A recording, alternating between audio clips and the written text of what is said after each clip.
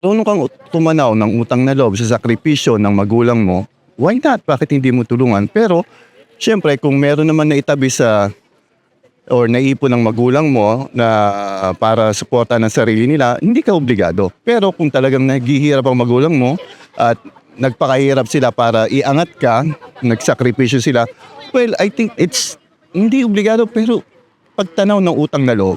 Yun lang po. Okay.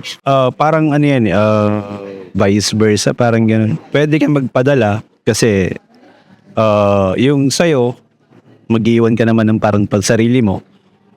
From pag may emergency sa Pilipinas, doon siguro kung talagang magpapadala kayo mo, ibibigay mo sa kanila tulong, hindi siguro mawawala yun. My opinion is that it depends also on the person because of course we Filipinos, even though we are working hard here, we love our children, we love our family, so of course we have to send money for them. Sabi ng mga iba na hindi mo obliga yung magulang mo. Pero para sa akin, lago ang magulang ko eh. Sila ang bumuo sa akin, sila ang nagbigay ng disiplina sa akin. Kaya ako nandito, kaya ako nagkakaroon ng magandang, hindi man magandang buhay, pero sa pag-iisip at sa pagiging devosyonado ko sa Diyos, sila ang tumuro nun. Kaya bilang anak, nagpapasalamat ako sa magulang ko. Hindi ibig sabihin na irresponsibilidad ko sila, kundi pasasalamat ko yun bilang nandito ako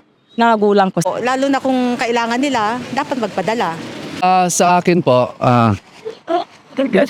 normally po sa atin, hindi naman po talagang obligado na padalhan natin. Pero para sa ating mga Pilipino, sa pagmamahal po natin sa ating mga magulang, hindi po yun obligasyon. Galing po ito sa puso. Kung gusto nyo pong bigyan, bigyan nyo po. Kasi po sa atin, napakahirap po ng buhay sa atin. At alam nyo po yan. Alam kong mahirap din po dito.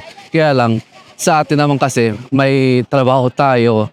Kaya po andito tayo, pumunta tayo dito sa police at para makatulong din po sa ating mga pamilya sa Pilipinas. Hindi naman, kumbaga, ano lang natin, kumbaga sinusuklian lang natin yung pagmamahal na ibinigay sa atin. Kumbaga, ibinabalik ko lang. O ano yung natanggap kong pagmamahal sa magulang ko, ibinabalik ko lang sa kanila yung mga sakripisyo nila sa akin.